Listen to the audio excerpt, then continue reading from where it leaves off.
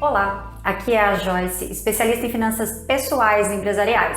E nessa aula eu vou mostrar para você como funcionam os juros compostos, que podem ser um grande amigo quando você investe e uma dor de cabeça quando você tiver dívidas. Mas vamos começar então pelo o que são juros. Vamos supor que a sua amiga ela te peça um dinheiro emprestado. Bom, nessa operação, por mais que exista assim uma relação de confiança, existe também um risco que é de você não receber. Oi, amiga, quanto tempo? Ai, aquele dinheiro que eu peguei emprestado de você. Gente, eu esqueci de pagar. Mas fica calma que eu vou fazer um Pix para você agora mesmo. Então, cada vez que uma pessoa empresta dinheiro a outra pessoa, ela corre alguns riscos. E um deles é a desvalorização causada pela inflação. Então, mesmo que a sua amiga pague o seu empréstimo certinho, aquela quantia ela não vale mais a mesma coisa. Isso significa que a operação ela não foi lucrativa para você. Para incentivar o crédito na economia, foi criado uma ferramenta que corrigisse esses riscos e fizesse com que o empréstimo ele fosse vantajoso para ambas as partes. E foi daí que nasceram os juros. Os juros são o que você pagará ou receberá a mais por uma operação financeira. Um exemplo, você toma um empréstimo do seu banco, você vai devolver aquele valor emprestado ao banco, provavelmente parcelado, e com um acréscimo nesse valor, ou seja, com os juros. É o que a gente chama de principal mais juros, onde o principal é o valor de fato que você pegou, né? E os juros é aquilo que você vai pagar a mais. Outro exemplo é quando você investe o seu dinheiro. Nesse caso, você é que vai estar emprestando dinheiro para uma instituição financeira. Logo, você vai receber o valor que você emprestou mais um acréscimo de juros. Para determinar o valor de uma taxa de juros, são usados dados em relação ao risco, ao prazo, à desvalorização do dinheiro no tempo, que a gente conhece popularmente por inflação, os impostos dessa operação e também as margens de lucro das partes envolvidas. Mas não existe só um tipo de juros. Na verdade, existem dois tipos de juros, que são os juros simples e os juros compostos. Bom, nós podemos chamar carinhosamente de juros simples e juros complicados de calcular, já que o simples ele é fácil de calcular e o composto ele é mais complicadinho. Os juros simples eles são calculados somente sobre o valor principal, ou seja, somente o valor que foi emprestado.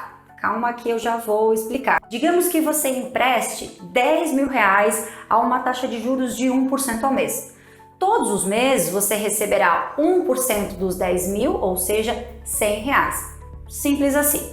Então, se você deixar o dinheiro por 6 meses, ao final terá recebido R$600 de juros. Igual essa tabela, ou seja, mês 1, 10.000 vezes 1%, R$100. Mês 2, 10.000 vezes 1%, mais R$100.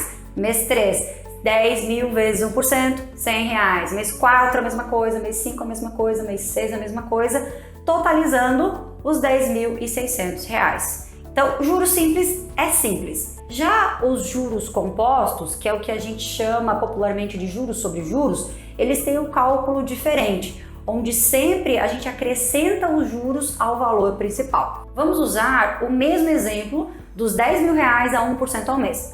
Para o primeiro mês, o cálculo seria igual ao juros simples. 1% de R$10.000 são os mesmos R$100 de lucro. No entanto, o segundo mês não começa com 10.000, e sim com R$10.100, pois os juros eles foram somados ao valor principal. E agora esse 1% ele vai render sobre os R$10.100. Então vai ficar assim: o mês 1, que é igual 10.000 vezes 1%, R$100. O mês 2 incorporou juros, 10.100 vezes 1%, 101. E assim por diante. Ao final desses 6 meses, o total foi 10.615,20. Então, você consegue ver que existe uma diferença nesses dois formatos?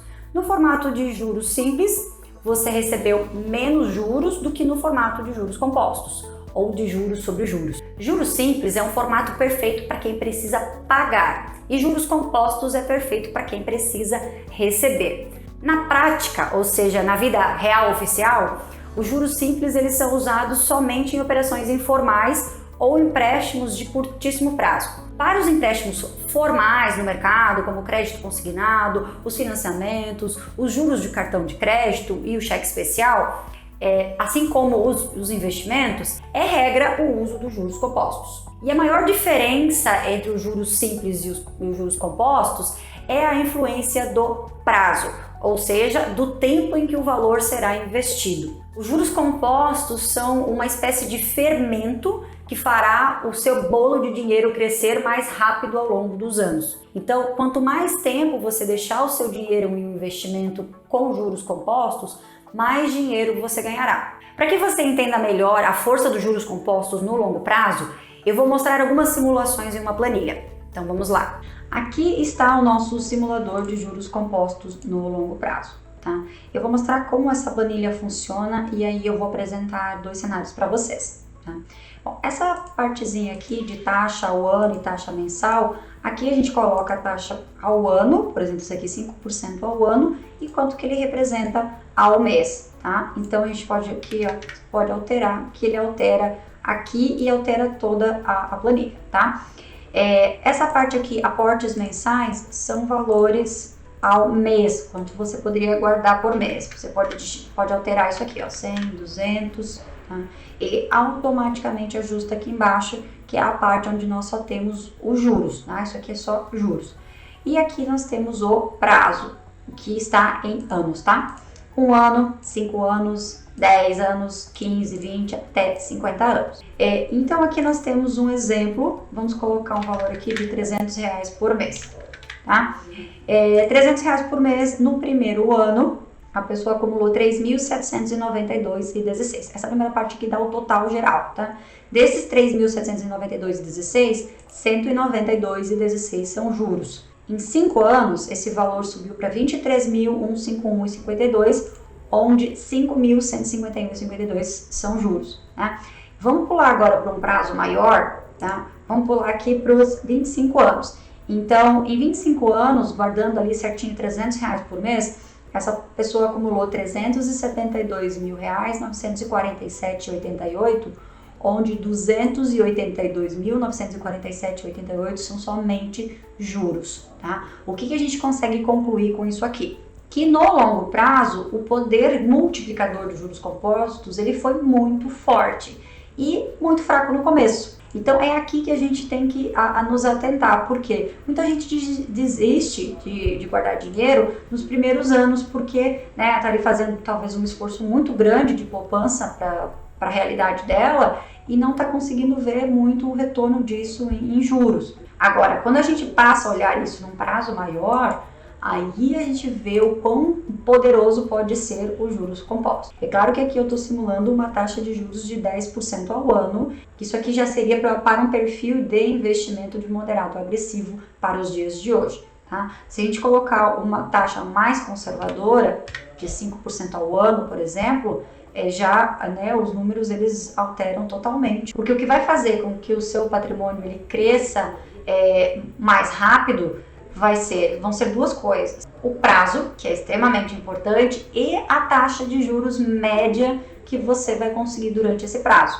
Então, isso faz bastante diferença. Porque aqui, por exemplo, a gente pode olhar R$300 por mês, o seu esforço foi de R$300. Independente se você conseguiu uma taxa de 5 ou uma taxa de 10, o seu esforço foi o mesmo.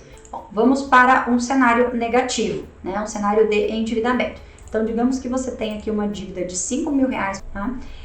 Aqui eu coloquei taxa de 15, vamos colocar uma taxa mensal de 3%, que não é nada anormal, isso é algo bem comum dentro de uma pessoa endividada, tá? Em um ano, essa dívida de R$5.000, ela passou a ser R$7.128,80. Ou seja, o poder multiplicador aqui dos juros compostos ele foi mais forte porque a taxa de juros ao mês ela é mais alta, né? Então, 3% ao mês representam 42,57% ao ano. Tá? Essa tabelinha aqui, ela faz esse cálculo se você tem a taxa ao ano e quer saber ao mês, e se você tem ao mês e quer saber ao ano. Tá? Mas a gente pode mudar esse exemplo para uma dívida mais cara, que são as dívidas de cartão de crédito e de cheque especial no Brasil, que cobram, em média, 15% ao mês. tá? Então, se a gente alterar aqui, claro, algumas instituições financeiras vão cobrar mais, outras menos, isso é uma média, tá? Então, olha só que absurdo. Você transformou uma dívida de R$5.000 em R$26.751,25 em apenas um ano, tá? Então, muito cuidado aqui, né? Essa terceira aba aqui, nós temos a mesma simulação da primeira, só que aqui a gente consegue incluir inflação e imposto de renda, tá? Então, a gente vai usar o mesmo exemplo dos R$300. Aqui vamos colocar 25 anos, ele tá 12 vezes 25, ou seja, 12 meses vezes 25 anos, tá? Seu esforço foi de R$90.000, rentabilidade mensal. Então, aqui a gente tinha uma simulação com 10, né? 10% ao ano significam 0,7974 ao mês, tá? Taxa da inflação. Essa taxa que eu estou usando aqui, de 0,48, é baseado nos nossos últimos 12 meses da inflação, que deu uma taxa média de 6% nesses últimos 12 meses, tá? O que vai acontecer no futuro não temos como prever, não sei como a inflação vai se comportar no futuro. Então, a gente pega a média dos últimos 12 meses, tá? Valor atualizado pela inflação, 201.348,14. Valor bruto, ou seja, sem impostos e sem inflação. Então, esse seria o valor que você veria lá no seu banco, né, antes de descontar o imposto, que é 372.937,23. A alíquota de imposto de renda, que pode variar dependendo de qual é o investimento que você está. Então, aqui é o imposto em reais, tá? Valor descontando o imposto de renda e o quanto você teve de lucro descontando a inflação. Então, dá para ver que a diferença aqui é discrepante, ó, 129.148,50 foi de fato o seu lucro descontando a inflação. Então, é importantíssimo considerar a inflação no longo prazo. E aqui ele traz o valor de quanto renderia se você quisesse viver somente dos rendimentos mensais, né? Então, nós tivemos uma simulação de um cenário super positivo, de uma pessoa que consegue poupar mensalmente um valor, e o quanto os juros compostos podem ajudar nisso, de uma pessoa que se endivida e quão rápido essa dívida pode ficar monstruosa também com o poder dos juros compostos, e aqui uma outra simulação considerando inflação e imposto de renda. E agora eu quero propor uma atividade. Essa planilha que eu mostrei aqui para você com algumas simulações, ela está nos materiais extras desse módulo. Então eu quero que você abra ela e faça várias simulações de cenários diferentes. Se você tiver algum empréstimo, alguma dívida, algum investimento, você pode usar essa planilha para compreender os juros que você está pagando ou os juros que você está recebendo. Use e abuse dessa planilha de simulações de cenários. Aliás, é sobre o tema de empréstimos e financiamentos que eu vou falar na próxima aula. Um abraço e até a próxima aula!